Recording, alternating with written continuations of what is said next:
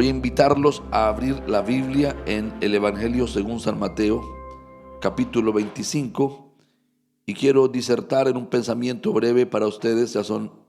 Es tarde, en la mañana se nos ha ido el tiempo, pero muy bien aprovechado. En Mateo, en el capítulo 25, tengan la cortesía. El pensamiento que voy a compartir con usted lo he llamado la necesidad de un despertar. Dicen que las águilas tienen una vida longeva, pero ellas, si quieren prolongar su vida, llega un momento de mucha vejez donde su pico está encorvado, sus alas muy encorvadas, sus plumas están envejecidas, y al tener las plumas envejecidas y su pico encorvado muy largo y las garras largas, tienen dificultad para volar, para hacer ciertos movimientos, y tienen dificultad para atrapar la presa, inclusive dificultades para comer, porque al estar en esta posición, sus garras y su pico les impide comer adecuadamente y atrapar la presa con habilidad. Así que ya se van a un monte muy alto y con su pico y con sus garras se arrancan todas las plumas, sangran un poco. Con su pico se arrancan las garras de las patas y por último golpean el pico contra las piedras hasta romper el pico. Y se quedan allí en hibernación. En hibernación. Vamos a estar atentos a la palabra. Háblale allí. Sí. Allí van a estar con un poco de fiebre por las heridas que se causaron. Van a bajar de peso. Dicen que pueden llegar a pesar una tercera parte de lo que pesaban antes. O sea, se reducen en 2/3 partes su peso. Pero aparece un plumaje nuevo, unas garras nuevas, y su cuerpo está muy liviano para volar. Y ahora tienen toda la pericia de los años, volar 40 años, cazar 40 años, y ahora tienen esa habilidad, pero renovados, que son águilas que son mucho más eficaces en la cacería y son las verdaderas maestras a toda la especie en la caza, porque conocen todos los peligros, han sorteado, son sobrevivientes, pero están llenas de vigor y de habilidad para hacerlo. La Biblia dice que los que amamos a Dios somos como las águilas. Yo no sé si está incluida esta analogía, pero yo creo que hoy debemos entender la importancia de renovarnos. Yo soy creyente hace 34 años aproximadamente, quizá un poquitito más, pero solamente unos meses. Y he encontrado esta gran necesidad muchas veces en mi vida. He tenido temporadas donde yo me doy cuenta que mis motivaciones para vivir están siendo cambiadas y que necesito buscar de Dios. He sido ofendido muchas veces, así que muchas veces he estado tentado a enojarme y a quedarme en estados de amargura. Y debo renovar mi corazón para renovar el amor y la frescura hacia los demás. Y es mi responsabilidad, no de quienes me ofendieron. Entonces, basado en esto y basado en la palabra, quiero compartirles algunas cosas muy importantes. La iglesia tiene temporadas de somnolencia espiritual. Usted tiene temporadas de somnolencia espiritual. Si no lo ha descubierto, lo va a descubrir. Lo va a descubrir y usted necesita estar pilo, ser muy atento y no caer en esa somnolencia y no saberse despertar. Requiere despertarse. Mateo capítulo 25 dice: entonces el reino de los cielos será semejante a 10 vírgenes que tomando sus lámparas salieron a recibir al esposo. Mire que esas vírgenes estaban preparadas, estaban dispuestas. Esas vírgenes estaban con todos los juguetes, en términos muy coloquiales nuestros. Y dice, 5 eran prudentes y 5 eran insensatas. Las insensatas, tomando sus lámparas, no tomaron consigo aceite, mas las prudentes tomaron aceite en sus vasijas, juntamente con sus lámparas. Y tardándose el esposo, cabecearon todas y se durmieron. ¿Nota? Jesús está hablando de las vírgenes, de que el reino de los cielos es como estas vírgenes.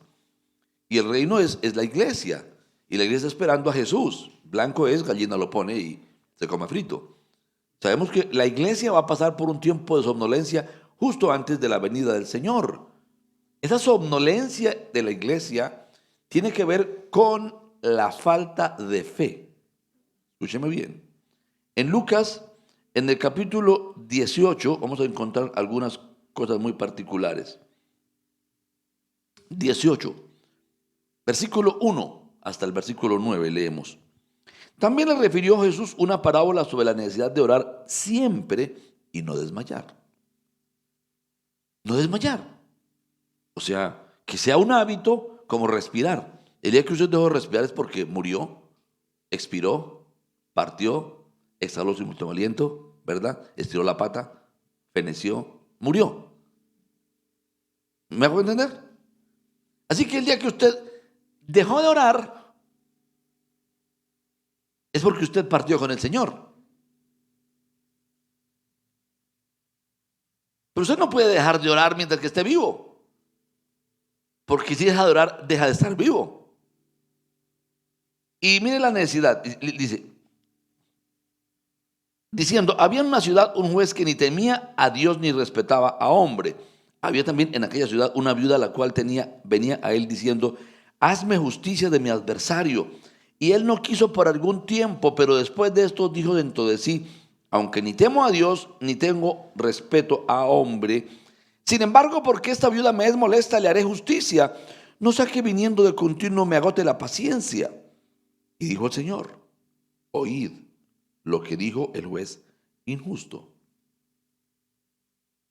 ¿Y acaso Dios no hará justicia a sus escogidos que claman a él día?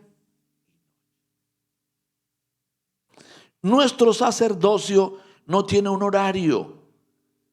Es solamente cuando tu alma va y se presenta ante Dios. Puede ser en la mañana, en la tarde o en la noche. Pero la continuidad de la oración es lo que genera que Dios tenga esa respuesta. Entonces, puede suscitarse una pérdida de la fe. Yo conozco personas que llega el momento en que oran por aquello de orar, por la costumbre de orar, pero que en su corazón han perdido la expectativa que hay un Dios que los oye, hay un Dios que les contesta y que puedan venir y presentar sus oraciones y antes de levantarse decir, Padre, desde ya te doy gracias, yo te alabo, yo celebro la victoria porque estoy seguro que tú me la vas a conceder. Estoy seguro que tú ya oraste, que tú me escuchaste, que tú estás conmigo. Han perdido esa frescura. Y a consecuencia de esto, dejaron de orar. Y luego dice, ¿se tardará en responderles? Dice, yo creo que no. La insinuación es que no. Os digo que pronto les hará justicia. Él responde, pronto les hará justicia. Pero cuando venga el Hijo del Hombre, ¿hallará fe en la tierra? Jesús deja un ambiente. Dice, hay una preocupación latente que en los días en que Jesús venga, la iglesia haya perdido su fe. Y por perder la fe, ya no ora por la conversión del presidente, ya no ora por los movimientos ecuménicos, ya no ora por el sincretismo, ya no ora por las tinieblas que se han levantado, ya no se levante a hacer guerra espiritual combatiendo a las tinieblas, ya no va a un hogar confiando que como ayer oré o esta mañana oré, Él me va a respaldar, Él va a ir conmigo, y la iglesia pierda entonces su vigor y va a caer en esa somnolencia espiritual. La fe es algo muy importante porque por la fe consultamos a Dios. Por la fe buscamos su rostro. Por la fe nos conectamos con un poder que es infinito, una fuente que es infinita. Así que la fe es algo que no se puede perder. Hay tres cosas que son cruciales en la vida cristiana: la fe, la esperanza y el amor. Ayer Alejandra fue usada magistralmente para hablar de la esperanza y prácticamente no mencionó la palabra esperanza, pero habló de la esperanza. Hoy quiero hablarles de la fe. Le estoy hablando de por qué necesitamos un despertar. Yo no sé cuál es su situación, pero yo me encuentro creyentes que son como Ana antes del capítulo 1. Sabe que uno tiene que aprender a leer lo que está entre líneas, ¿verdad? Lo que está detrás del texto. Lo que el texto no escribe, pero que existe, que sucedió. Ana asistió al templo por lo menos 23 años estéril. Y soportó que su marido tuviera otra mujer y que la mujer tuviera hijos e hijas e hijos e hijas y que esos hijos la trataran a ella como un vástago sin racimo, que la juzgaran como una mujer sin fruto, que la humillaran, y ella fue y se contentó con el doble de porción que el marido le daba por un tiempo hasta que llegó y se saturó, ¿verdad? Muchos creyentes son como esa Ana antes de Primera de Samuel capítulo 1. Se acostumbraron, legitimaron su crisis, legitimaron sus problemas, la enfermedad, las crisis financieras, su fragilidad frente al pecado, la cobardía, todo lo malo que lo rodea, la esterilidad.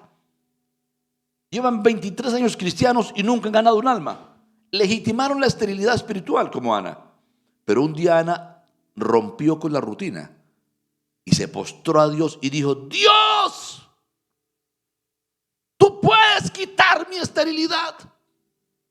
Concédeme un hijo y yo te lo voy a ofrendar para tu gloria. Y Dios le dio y él le cumplió. A los 4 años lo destetó y lo trajo con aceite, con vino, con harina, con bueyes engordados y lo entregó. Dijo: usted se queda aquí en la casa de Dios y usted le va a servir a Dios, porque usted es una respuesta a mi oración y su destino es honrar a Dios. Y nació el gran profeta Samuel. ¿Me hago entender? Yo pregunto, si usted tiene una fe como la de Ana antes del capítulo 1, usted es de estos que Jesús dice: ¿hallará fe el Hijo del Hombre en su venida?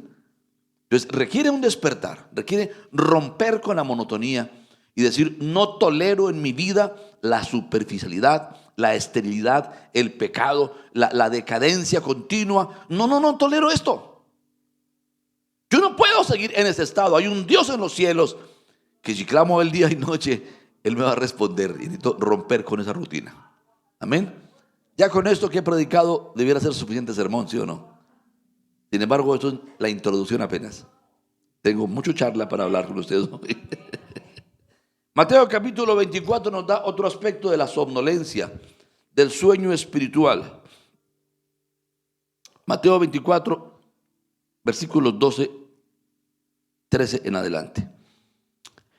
Por haberse multiplicado la maldad, el amor de muchos se enfriará.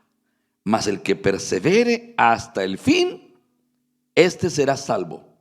Por haberse multiplicado la maldad, nunca como ahora se había multiplicado la maldad. Ahora tenemos supuestos siervos de Dios diciendo que Dios no se opone a la homosexualidad, que Dios, si alguien es homosexual y le adora, está bien. No, mis amores, Dios ama a los homosexuales, por supuesto, como ama al drogadicto, al mentiroso, al ladrón, al adulto, al fornicario, al homicida. Nos ama tanto, y eso éramos algunos de nosotros. Pero Cristo nos rescató, nos llamó al arrepentimiento, nos lavó con su sangre, insulfó en nosotros su espíritu de vida para que podamos dejar el pecado y comenzar una vida nueva. Por supuesto que nosotros amamos a los homosexuales, amamos a todo ser humano y debemos amarlo de manera generosa, tanto como para atrevernos a ir y hablarles, aunque de entrada nos odien, aunque de entrada algunos menosprecien la vida. Pero yo tengo buenos amigos que fueron inclusive transexuales o transvestidos, que se dedicaron al pecado en un tiempo. Algunos inclusive llegaron a la prostitución en su condición, pero hoy son hombres que le sirven a Dios. Hombres transformados, casados, con hijos, que entendieron su pecado, que se apartaron. Los amamos. Debemos amarlos. Debemos respetarlos. Si después de presentarles el evangelio, ellos persisten en caminar como quieren, Jesús nunca obligó a nadie. Jesús siempre dejó un puente abierto de amor y debemos perseverar en causar esos mismos puentes de amor. No somos jueces de nadie. Somos luz, según la Escritura, y somos sal. Debemos ser transmisores de verdad para ellos, y eso es lo que Dios espera de nosotros. Entonces, por haberse aumentado la maldad, el amor de muchos se enfriará. Hoy día es difícil prestar un libro. Es posible que no regrese. Hoy día es difícil compartir una idea de negocios. Es posible que cuando vayas a registrarla, tu amigo ya la haya registrado. Hoy día es difícil tomar a empleados y contarles los secretos del negocio. Es posible que a la semana entrante ya hayan montado competencia, hayan hecho independientes con tus propias ideas. Eso es continuamente todos los días. Han tenido que crear leyes para proteger los secretos industriales y de tecnología. ¿Por qué? Por la falta de amor. Entonces la gente se ha vuelto egoísta. Pero ¿qué dice la palabra? Que usted y yo no podemos cambiar. No nos debe definir la indiferencia de los demás. Si usted, siendo un buen líder, quizá en algún lugar lo trataron mal, con desconfianza, con prevención, no valoraron su trabajo, no valoraron su entrega. Usted no puede dejarse definir por el maltrato de parte de esas personas. Usted debe perseverar en amar, perseverar en servir. El texto es claro. Mas el que persevere hasta el fin, ¿persevere en qué? En estar ahí en la silla calentando una banca, rumiando la amargura, en estar ahí en la iglesia cargando una Biblia, pero lleno de indiferencia y falto de amor. No, el que persevere en el amor, en el servicio, en la entrega hacia los demás, el que toma el tiempo para un despertar como este, a fin de tratar con sus sentimientos y cambiar sus amarguras y sus odios en amor. Está bien que seamos ofendidos. El mismo Dios dice: airaos, da furor algunas cosas. Hay unos días que dan rabia. Claro que sí. Dice: pero no peques. No peques. No conviertas en pecado tuyo el pecado ajeno. Los atropellos de los demás no los conviertas en odio. No los conviertas en egoísmo. No te vuelvas prevenido. No te vuelvas murmurador. No te aísles. ¿Me hago entender? Dice Jesús, bueno, el Espíritu Santo a través de Pablo en Efesios: no se ponga el sol sobre vuestro enojo. No permitas que ese disgusto permanezca hasta la noche o hasta el siguiente día. No permitas. Es el máximo tiempo. Si la ofensa fue durante la noche, en la mañana ya tiene que estar arreglada. Si fue durante el día, antes que anochezca, ya tiene que estar perdonada la cuenta de cobro. ¿Comprendemos entonces la necesidad de un despertar? Dos cosas se pueden morir: la fe y el amor. Y la Biblia habla de otras cosas, pero hoy no puedo ser exhaustivo, así que vamos a seguir revisando lo que Dios nos enseña. Vamos a regresar a Mateo capítulo 25. Ya dijimos una parte. Versículo 6, leámoslo. Y a la medianoche se oyó un clamor: aquí viene el esposo, salid a recibirle. Entonces todas aquellas vírgenes se levantaron y arreglaron sus lámparas, o sea, las encendieron. Era la medianoche y las lámparas se ponen de noche, cuando hay oscuridad. La medianoche es la plenitud de la oscuridad en la noche. Es el momento en que menos luz hay, a la medianoche. Hoy estamos viviendo como la medianoche de la humanidad. La brujería es defendida como cultura. La brujería es defendida como la cultura de los pueblos, como su lengua, como su idioma. No podemos predicar en contra de la brujería porque lo consideran que son medicinas sagradas y secretos sagrados y cultura. Las costumbres. Hay costumbres muy perversas, como la vejación que le hacen a las niñas en el mundo entero. Se cree que hay cerca de 250 millones de niñas que les mutilaron su clítoris y sus labios menores. Estoy hablando de órganos genitales. Y que las han cosido para evitar que tengan disfrute sexual. Y deben casarse vírgenes de esa forma, solamente las descosen a la hora de casarse. Son reducidas a objetos sexuales de parte de los hombres, instrumentos solamente de producción, y le coartan el derecho al deleite que Dios les dio. Entonces, ¿cuántas niñas mueren en estas? Porque lo hacen con instrumentos mal desinfectados, y es una reducción terrible. Yo le doy gracias a Dios que no hacen algo semejante con los hombres. Lo hacían en la antigüedad, pero hoy día no. Pero qué crueldad, qué cosa tan criminal. Pero entonces hoy se defienden las costumbres de los pueblos. No, hay que amar a los pueblos, hay que respetar los pueblos. Lo que debieran hacer los gobiernos es respetar los derechos, la territorialidad, los recursos, la propiedad que les corresponde a ellos y no desplazarlos utilizando a los grupos paramilitares o utilizando diferentes argucias para quedarse con sus bienes. Es diferente eso. Entonces, regresemos. A la medianoche se oyó un clamor: aquí viene el esposo, salid a recibirle. Entonces todas aquellas vírgenes se levantaron y arreglaron sus lámparas. Las insensatas dijeron a las prudentes: dadnos de vuestro aceite, porque nuestras lámparas se apagan. Mas las prudentes respondieron diciendo: para que no nos falte a nosotras y a vosotras, id más bien a los que venden y comprad para vosotras mismas. Pero mientras ellas iban a comprar, vino el esposo, y las que estaban preparadas entraron con él a las bodas, y se cerró la puerta. Después vinieron las otras vírgenes diciendo: Señor, Señor, ábrenos. Mas él respondiendo dijo: de cierto digo que no os conozco. Velad pues, porque no sabéis el día ni la hora en que el Hijo del Hombre ha de venir. Cuando un creyente tiene su lámpara sin aceite y Jesús venga, no tiene parte con él. Él desconoce a aquel que menospreció la comunión con él. Él desconoce a aquel que no buscó la llenura del Espíritu Santo, que no buscó estar lleno del Espíritu de Cristo, de la vivacidad, de la vida de Dios, que estuvo descuidado. Tuvo la lámpara. Una lámpara es un instrumento donde se enciende y hay luz. Pero cuando la lámpara es solamente la apariencia, pero no hay luz, se hace inocua. Se hace inútil, se convierte en un instrumento decorativo, pero no tiene la funcionalidad para la cual debe existir. Usted y yo como creyentes fuimos llamados a ser luz a las naciones. Donde un creyente llegue debe llegar la luz.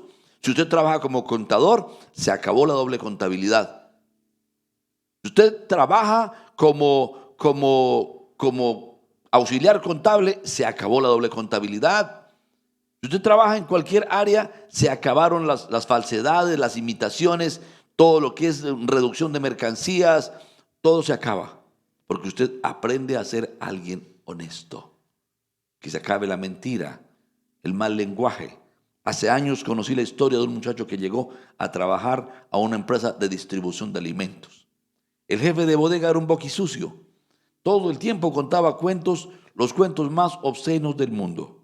Y este hombre que conocía a Dios llegó a trabajar. Y él no era jefe de bodega, él no tenía inherencia en eso. Él era jefe de distribuciones, de transportes. Entonces un día lo invitó a desayunar al jefe de bodega. Le dijo: ven acá. Le brindó un buen desayuno al gusto del otro, del invitado. Y en medio de la charla le dijo: ¿tú sabes qué piensa Dios del lenguaje obsceno?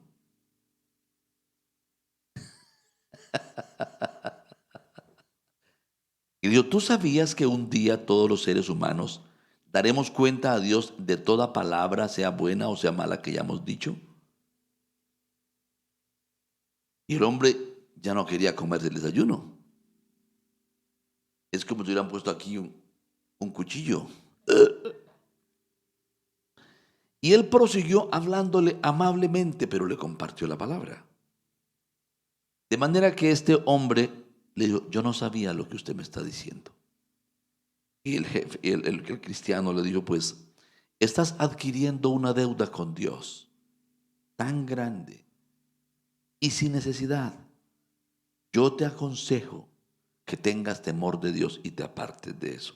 Y le compartió de Jesús en el desayuno, de una manera amable, formal, respetuosa, como un consejo, como debe de ser la luz. ¿Sabe que la luz no rompe las puertas, pero se mete por las grietas? Solamente utiliza los espacios que le dejan libre. Eso sí, es persistente. Déjele un huequito, aunque sea chiquito, y por ese huequito él atraviesa la habitación. Porque la luz es así. Usted tiene que ser igual. Si en el entorno suyo hay toda clase de pecados y usted está ahí y está comiendo callado por evitar el problema, arrepiéntase. Porque usted fue llamado a hacer luz y requiere un despertar. ¿Me hago entender? Requiere un despertar. Pero es que me pueden echar del trabajo. ¿Qué importa? Dios no es más poderoso para darte otro mejor empleo y posiblemente a cambio de despedirte te promuevan porque ven la honestidad en ti, porque ven que eres un hombre o una mujer serio, confiable, recto, de verdad.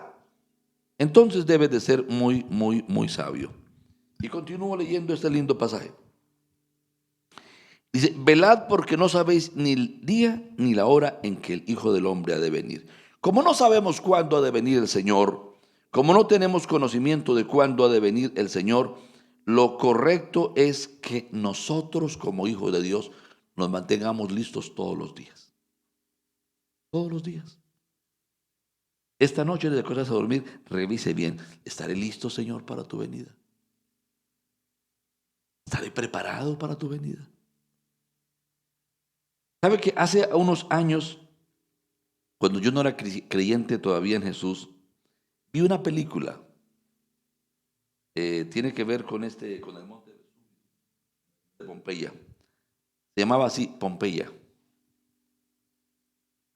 Y en la película, que la pasaron por temporada de Semana Santa, hace muchos años, por lo menos unos tal vez 40, 45 años, el apóstol Pedro supuestamente estaba en Pompeya cuando explotó el Vesubio y llovió fuego del cielo y la ciudad fue consumida. Pero este hombre, el actor, transmitió una paz y una confianza en Dios que, siendo yo un niño no creyente, me inspiró, me habló. La paz que el actor transmitió, la forma como el director lo colocó a estar tranquilo, confiado de que para vivir o para morir estoy preparado en Cristo Jesús, fue tan bonita que debiera mantenernos esa paz siempre. Usted tiene que estar preparado para la partida. No se asuste de la muerte, asústese si no está calificado para Dios. Pero si está calificado, Pablo dijo, para mí el vivir es Cristo y el morir es ganancia. Mucho mejor partir de este mundo. Adiós, mundo cruel. Buenos días, Señor de gloria. Eso tiene que ser una alegría, una expectativa continua, pero se requiere estar preparados. Por eso necesitamos un despertar. Vamos a ir, tenga la bondad, a 2 Timoteo, capítulo 1. Vamos a leer desde el versículo 1. Dice la Escritura, Pablo, apóstol de Jesucristo por la voluntad de Dios, mensajero, emisario. Qué linda forma como él se entiende, ¿no? Pablo, mensajero, emisario, portavoz de Jesucristo por la voluntad de Dios. Según la promesa de la vida que es en Cristo Jesús, a Timoteo, amado hijo. Observe a quién le escribe. A Timoteo, un pastorcito que más tarde fue apóstol, amado hijo.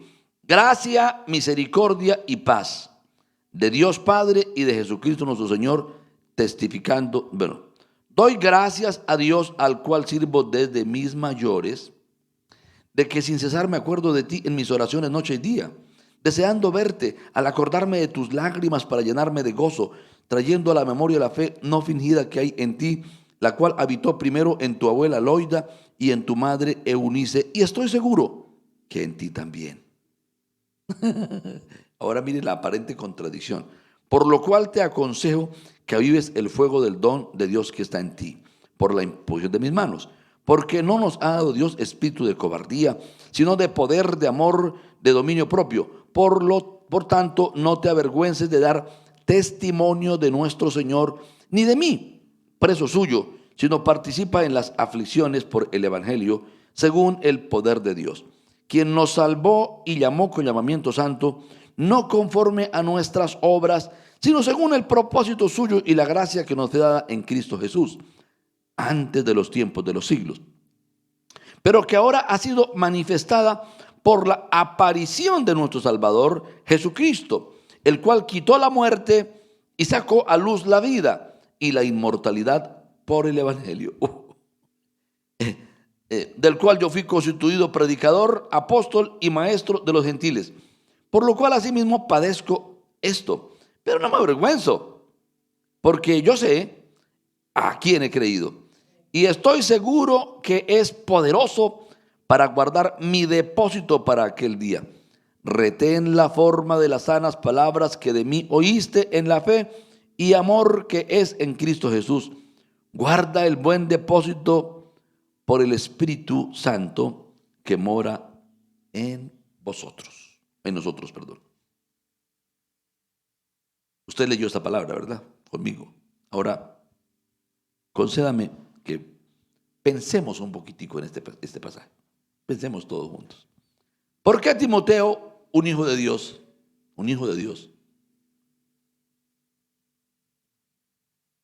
con una fe auténtica, ya de tercera generación, tu abuela Loida, tu madre Eunice y tú son creyentes, tenía una cultura, un acervo cristiano ya muy claro y muy definido, de una fe auténtica no fingida, que era evidente por sus lágrimas, debía recibir este consejo? ¿Por qué? ¿Por qué un hombre de ese porte, pues yo no sé cuántos de ustedes se puede decir eso? Verdadero hijo. ¿Sí? Uf, eso es poderoso. Una fe no fingida. Yo me acuerdo de tus lágrimas, eres inolvidable para mí porque tu fe es no fingida, es una fe auténtica y manifestada con lágrimas. Se puede dar que un hombre de semejante envergadura necesite de un despertar? Eso es un punto para pensar. Algunos se sienten incómodos de que el pastor hable. ¿Cómo así? Que respete. Yo soy un hombre de Dios, soy una mujer de Dios. ¿Quién dijo? Yo nací de nuevo auténticamente. ¿Qué es eso de un despertar, un tiempo de avivamiento? No, si yo creí en Dios, a mí me llenó fue el Espíritu y el Espíritu no se desgasta. Pero nuestra dependencia de Él sí.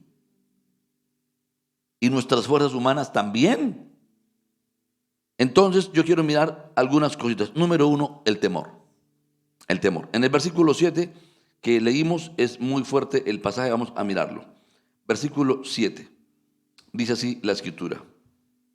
Porque no nos ha dado Dios espíritu de cobardía, sino de poder, de amor y de dominio propio. Así que la cobardía golpea a la puerta del corazón de muchos. Después de que somos rechazados, después de que somos criticados, después de que subimos la expropiación de bienes, después de que pasamos la pérdida del dinero, de los recursos por causa de la fe, después de que perdemos oportunidades por dedicarle la vida al Señor, muchas personas se han asustado. Y dice, no, aviva el don de Dios que te fue dado. ¿Por qué? Porque Dios no te dio espíritu de cobardía ni de temor. Si alguno tiene espíritu de temor, se siente acobardado, siente que como que no le habla a la gente porque lo van a rechazar. Es que hoy día no se puede hablar. Si usted le habla a una persona del evangelio, lo pueden meter preso. Pero no es delito si vienen, por ejemplo, en Estados Unidos hay una ley en el estado de California que los homosexuales pueden venir a enseñar a los niños 2 veces al año y defender su punto de vista. Y pueden instruirlos en que ellos, por tener un pene, no son hombres, o por tener una vagina, no son mujeres. Ellos tienen derecho a elegir, a construir, a escoger su propia sexualidad y que ellos son muy felices siendo homosexuales. Pero no permiten que 2 personas cristianas vayan a hablar al año con los niños y hablar de Jesús. Eso no es permitido, es prohibido. O sea, tienen más derechos las tinieblas que la luz.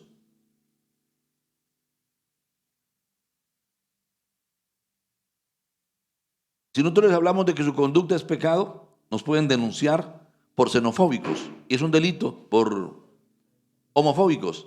Es un delito de discriminación. Pero si ellos nos insultan por nuestra fe y nos faltan al respeto por nuestra conducta, no es delito. Ellos tienen derecho de ofendernos y nosotros el deber de respetarlos aunque nos ofendan. Es interesante, ¿verdad? Las tinieblas, yo recuerdo una poesía cuando era niño, dice, Juan Locato se soñó que todo al revés andaba. Para arriba iban los pies, con la boca iba pisando, el fuego al agua apagando. El mudo enseñando letras, los bueyes en la carreta y el carretero empujando. ¡Qué contradicción! ¡Qué fenómenos se ven! La gente ya empuja el tren. El resto de la poesía usted lo busca, ¿no? Y lo aprenderá quizá. El temor, yo le invito para que venza el temor. No tenga temor al rechazo. No tenga temor a presentarse recto. Una jovencita en Bogotá conocí un testimonio. Es miembro de la iglesia de un amigo mío. Y la tenían cansada, ¿no? En usted es más virgen que el aceite extra virgen. Y con bromas muy pesadas porque ella hablaba de la virginidad. De yo me casaré virgen. Y las amigas la ridiculizaban, no perdieron oportunidad. Un día se le saltó el viejo hombre, pero bajo el fuego del espíritu. Y le dijo, mire, usted lo que tiene es envidia de mí. Porque yo en cualquier momento podría ser como una de ustedes, pero ustedes nunca podrán volver a ser como yo. Y en ocasiones hace falta que perdamos el temor para decir la verdad en amor. Pero decirla. Un muchacho rodeado de estudiantes que decían ser ateos y se conducían con patanería, con irrespeto. No todos los ateos son irrespetuosos de las leyes. Me estoy refiriendo a los de mi historia. No quiero faltar al respeto a algunos ateos que se conducen sabiamente en muchas formas. Respetan las autoridades, sí, saben estudiar, saben trabajar, saben producir decentemente su dinero y gastarlo honradamente también. Entonces, no vamos a criticar eso. Estoy hablando de este grupo de mi historia. Y entonces un día lo fastidiaron tanto que otro día explotó como mi amiga. O bueno, la discípula de mi amigo. Y le dice, mire, ustedes pueden quedarse con su manera de pensar que no hay Dios. Como no tienen un Dios, no tienen un ente que los regule y se conducen como les da. Pero corren el peligro que al morir se encuentren que sí hay un Dios. Yo, en cambio, tengo un Dios a quien creo. Este Dios y la fe en Él me convierte cada día en una mejor persona. Y cuando muero, si llego a morir y encuentro de que no hay Dios, no he perdido nada. ¿Por qué? Porque mi fe me ha hecho una mejor persona, triunfante, honesto, honorable, un buen ciudadano. Pero por tú no haber creído en Dios, por ustedes no haber creído en Dios, lo habrán perdido todo. En ocasiones se requiere desarrollar esta valentía, pero por eso hay que avivar el fuego del don que está en nosotros. Que tengamos la capacidad de pararnos en pie en cualquier lugar donde tengamos la oportunidad. Esa es nuestra palestra para abrir la boca y hablar en una cafetería, en una oficina, en un banco, en una sala de espera, en cualquier lugar, en el aula de clase, en la oficina, en la cafetería de la empresa. Mientras que estamos descansando un ratito, algún necio comienza a hablar. Allí hace falta que el creyente esté valiente, abriendo la boca y predicando a Jesús. Muy bien. El punto número 2 lo encontramos ahí mismo en el versículo 8. Por tanto, no te avergüences de dar testimonio de nuestro Señor, ni de mí, preso suyo, sino participa de las aflicciones por Él, por el Evangelio, según el poder de Dios. Lo antipopular que las tinieblas han buscado hacer del Evangelio. Hay académicos en las universidades que parece que les pagaran, pareciera que les pagaran por hacerle antipublicidad al Evangelio. Buscan reducir la fe cristiana, buscan burlarse, ridiculizarla con una vehemencia, con un odio que uno dice, parecen contratados para eso. Si uno averigua, descubre que no, la universidad no les pagó por eso. Son soldados a sus propias expensas. Solamente que falta valentía en el aula de parte de los jóvenes cristianos. Falta que se llenen del poder de Dios para estar dispuestos a confrontar a un profesor. Y saben, que el que se pinta con un profesor corre el riesgo de perder la materia. Tiene que ser el mejor del aula. De lo contrario, y tiene que guardar archivos históricos de todo trabajo presentado, y si es posible grabar las conversaciones, y si es posible hablar siempre con un testigo, con el profesor. De lo contrario, se lo puede tragar vivo. Pero el fuego del Espíritu hará que seas valiente en tu aula, hará que seas valiente en tu facultad, hará que investigues, que ores. Aviva el don de Dios que te fue dado. Muy bien. Tercer motivo para estar muy pilosos es, dice, por la grandeza del amor de Dios, que todo lo vale. Yo quisiera que miráramos desde el versículo 9 en adelante. Esta lectura es muy crucial. ¿Por qué tenemos que renovarnos? Para no perder esta claridad. ¿Sí? Versículo 9 dice, quien nos salvó y llamó con llamamiento santo, no conforme a nuestras obras, sino según el propósito suyo y la gracia que nos fue dada en Cristo Jesús antes de los tiempos de los siglos, pero que ahora ha sido manifestada por la aparición de nuestro Salvador Jesucristo, el cual quitó la muerte y sacó a la luz la vida y la inmortalidad por el Evangelio, de lo cual yo fui constituido predicador, apóstol, maestro de los gentiles. Pablo dice, la razón para renovar ese espíritu es tan infinitamente grande. La razón para un despertar, para que Timoteo no baje la guardia, es que Dios, antes de la fundación del mundo, nos salvó y llamó. Nos hizo herederos de Cristo. Y esta verdad ya se cumplió. Ya Cristo se manifestó, se hizo hombre y Él ha vencido. ¿Y qué dice? Esto es impresionante. Pero ahora ha sido manifestada por la aparición de nuestro Salvador Jesucristo, el cual quitó la muerte y sacó a luz la vida y la inmortalidad por las buenas nuevas, por el Evangelio, por la buena nueva. Dice, es tan importante, Timoteo, tu vida, tu mensaje, tu fe, tu fundamento, que debes avivar el don para no perderlo, para que no pierdas la vivacidad del Evangelio. Hace unos años estudié una materia que se llama Verdades Fundamentales con el doctor Luis Palau, ya extinto, ya partió con Dios. Qué envidia, pero un día lo vamos a alcanzar todos. Y él contaba una historia de un vendedor de Biblias. Era un compañero de él del Instituto Bíblico. Dice, él ganaba su vida vendiendo Biblias en los sitios públicos. Llegaba a un parque, llegaba a una plaza, llegaba a un bus, a una terminal. Dice, hablaba con tanta pasión de la Biblia y de Dios que la gente le compraba las Biblias. Le hacían fila para comprarle. Y un día el muchacho cayó en pecado. Tristemente cayó en pecado.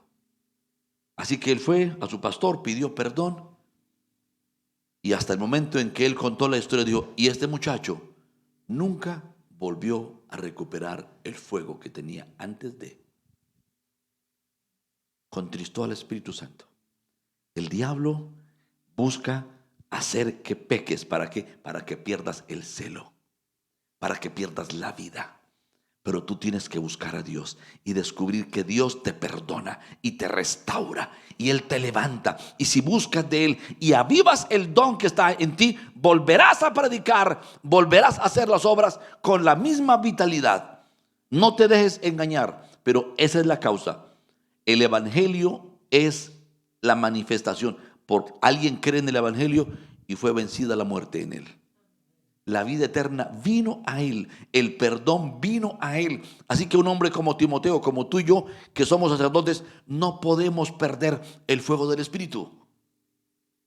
¿Me hago entender? No podemos perder el fuego del Espíritu. Cuando una persona tuvo o tiene una debilidad, no habla en contra de esa debilidad con vigor, porque se siente culpado, se siente señalado. Siente que ese área no tiene victoria. Mentira. ¿Cuántos saben que en Cristo Jesús somos perdonados? Yo conozco hombres. Conozco un hombre. No voy a mencionar su nombre. De hecho ya partió con Dios. Comenzando en el ministerio, este joven pastor cayó en adulterio. Llevaba tal vez unos 6, 7 años predicando. Cayó en adulterio. Él fue humildemente y renunció a su cargo. Dijo, me pasó esto y esto y esto, yo no puedo seguir ministrando, estoy descalificado. Lo rodearon los ancianos de su misión y oraron por él y estuvo casi 2 años sin volver a pastorear.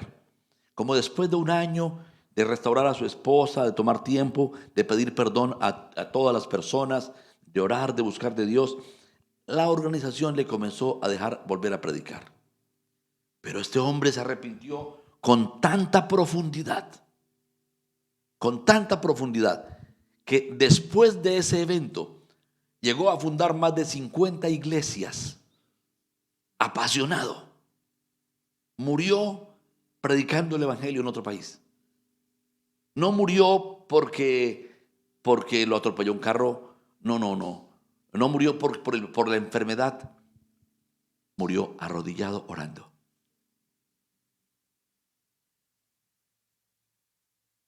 Aviva el fuego del don de Dios que te fue dado en algún momento de tu vida. No te dejes consumir por el sentimiento de culpa. Tu pecado nunca será por encima de la sangre de Jesús. La sangre de Jesús fue ofrecida desde antes de la fundación del mundo. Ningún pecado tuyo podrá tomar por sorpresa a Dios. Él sabía antes de la fundación del mundo tus errores y Él quiere perdonarte. Así que levántate, levanta tu sueño, tu ministerio, tu llamado. Busca al Señor, sé lleno del Espíritu Santo y recupera con mayor victoria y con mayor vigor tu lugar en el cuerpo de Cristo. Amén. Eso es lo que el apóstol está diciéndole a Timoteo. Quisiera hablar más de esto, pero no es suficiente. No, yo creo que es más que suficiente. Quiero ir a otro lugar. Por favor, lea más esta carta de Timoteo. Quisiera hablarle más de esa carta, pero siento en mi espíritu que debo compartir algo más para finalizar. Y sé que ya me tomé un buen tiempo. Ya llevo como 40 minutos predicando, pero quiero tomarme otros 5 minutos quizá. Lea por favor en Apocalipsis. Apocalipsis, capítulo 2. Capítulo 2. Escriba al ángel de la iglesia en Éfeso. Éfeso. Es muy bonito. El que tiene las 7 estrellas en su diestra, el que anda en medio de los 7 candeleros de oro, dice esto: yo conozco tus obras y tu arduo trabajo. Estamos hablando de una cristofanía. Un ángel ungido con una apariencia como la de Jesús. Habla a nombre de Jesús, dirigido por Jesús. Yo conozco tus obras y tu arduo trabajo y paciencia, y que no puedes soportar a los malos, y has probado a los que se dicen ser apóstoles y no lo son, y los has hallado mentirosos, y has sufrido y has tenido paciencia y has trabajado arduamente por amor de mi nombre y no has desmayado. Pero tengo contra ti que has dejado tu primer amor. Recuerda por tanto de dónde has caído y arrepiéntete y haz las primeras obras, pues si no, vendré pronto a ti y quitaré tu candelero de su lugar si no te hubieres arrepentido. Repito, vuelve y leer conmigo. Pues si no, vendré pronto a ti y quitaré tu candelero de su lugar si no te hubieres arrepentido. Estamos hablando de perder el primer amor. Y mire lo grave. Arrepiéntate y haz las primeras obras, pues si no, vendré pronto a ti y quitaré tu candelero de su lugar si no te hubieres arrepentido. Pero tienes esto, que aborreces las obras de los nicolaitas, las cuales yo también aborrezco. El que tiene oído, oiga lo que el Espíritu dice a las iglesias. El que venciere le daré a comer del árbol de la vida, el cual está en medio del paraíso de Dios. Esta es una iglesia que parece perfecta. Externamente nos lleva kilómetros en su desarrollo. Número 1 dice, muchas obras. Tal vez con los ancianos, con las viudas, con los niños, con desplazados, muchas obras. Habían desarrollado una gran capacidad de labor social. Arduo trabajo. No está hablando del trabajo en la obra. Al parecer eran muy trabajadores para producir recursos y ayudar a otros. Se levantaban en la panadería, hacían panes y exportaban panes, fabricaban no sé qué más cosas, trabajaban como mulos y la plata la usaban para hacer la obra del Señor.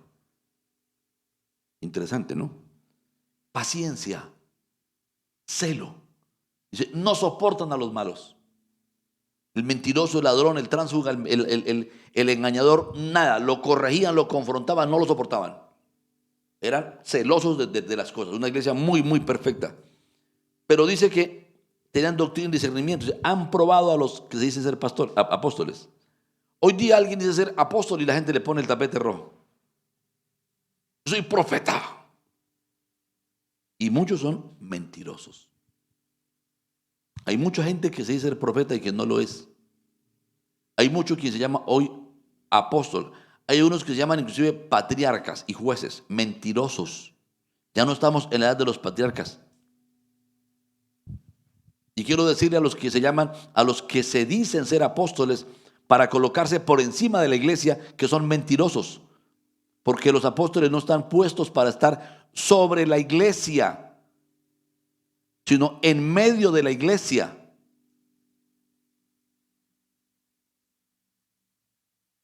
Igual que todos los demás ministros. Es una mentira. Cuando Juan habla de los nicolaitas, si usted estudia la raíz de la palabra, habla de dominio. Ellos jerarquizaron la iglesia. Comenzaron a construir un sistema piramidal de gobierno. En Éfeso comenzó esto. A enseñorearse unos sobre los demás. Esta iglesia, no, aquí creemos que Dios nos compró con su sangre a todos, nos dio el Espíritu Santo a todos, todos merecemos el respeto de hijos de Dios y todos tenemos responsabilidad por la gran comisión. Todos nos sujetamos a la palabra, nos sujetamos unos a otros. Así era esta iglesia de Éfeso. No había allí que el obispo, que el cardenal. Eso es falsa doctrina, doctrina de nicolaitas. Y Dios la aborrece. Pero en medio de tanta belleza, ya han tenido paciencia y todo, dice, pero tengo contra ti que has dejado tu primer amor. Y dice, si no te arrepientes, ya lo leímos, ¿no? Vendré, oh Dios de los cielos. A pesar de todo esto, por perder el primer amor, estaban totalmente salidos de foco. Ahora yo pregunto, ¿en qué consiste perder el primer amor? Si amaban la obra, predicaban por amor al nombre de Jesús, hacían obras, tenían doctrina, tenían mucho conocimiento, tenían discernimiento espiritual, tenían celo, no aceptaban la jerarquización de la iglesia, estaban opuestos a eso. Hay una iglesia supremamente edificada. Y entonces, ¿en qué consiste el primer amor? Oh Jesús amado. Oh santo eres tú, Señor. Hay un cantante que lo dijo con una precisión asombrosa. Mi primer amor eres tú, Señor. Una cosa es amar la obra del Señor, otra cosa es amar al Señor. Una cosa es amar la palabra del Señor, otra cosa es amar al Señor de la palabra. Una cosa es amar la rectitud, otra cosa es amar al Señor de la rectitud. Una cosa es amar a la iglesia, otra amar al Señor de la iglesia. Amar a Jesús, a la persona de Jesús, es el primer amor. Hay una historia en Mateo 26, verso 6, dice, estando Jesús en Betania, en casa de Simón el leproso, vino a él una mujer con un vaso de alabastro de perfume de gran precio, mucho precio, y lo derramó sobre la cabeza de él estando sentado a la mesa. Y al ver esto, los discípulos se enojaron, diciendo, ¿para qué este desperdicio? ¿Por qué? Porque esto podía haberse vendido a gran precio y haberse dado a los pobres. Y entendiéndolo Jesús les dijo, ¿por qué molestáis a esta mujer? Otra versión dice que se hubiera podido vender por 300 denarios. Era más o menos un año de sueldo de una persona. Y esta mujer lo trajo, rompió el vaso de alabastro, lo vació sobre Jesús, lo ungió. No le importó 300 años de sueldo. No le importó todo el dinero que le costó el sacrificio, sino que vino y lo ungió. Y Jesús dice: ¿por qué molestáis a esta mujer? Pues ha hecho conmigo una buena obra, porque siempre tendréis pobres con vosotros, pero a mí no siempre me tendréis. Porque al derramar este perfume sobre mi cuerpo, lo ha hecho a fin de prepararme para la sepultura. De cierto os digo que donde quiera que se predique este evangelio, en todo el mundo también se contará lo que ésta ha hecho para memoria de ella.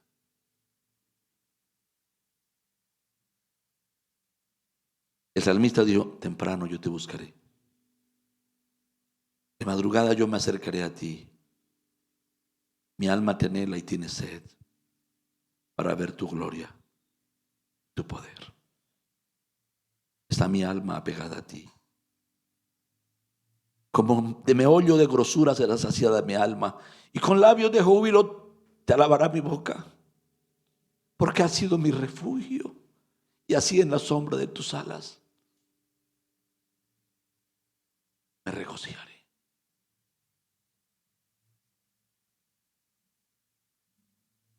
¿Por qué necesitamos un despertar?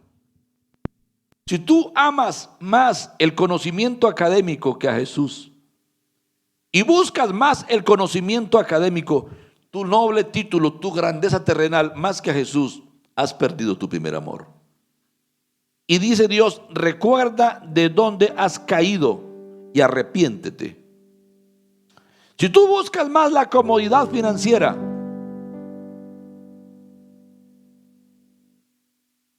que a Jesús, si tu deleite es pensar y tener los lindos muebles más que a Jesús, y no es que sea pecado la academia o que sea pecado tener una casa linda, es más pecado la flojera de no tener un título por mediocridad, por pereza, por miedo, de no tener unos lindos muebles y una casa grande por pereza, por no trabajar.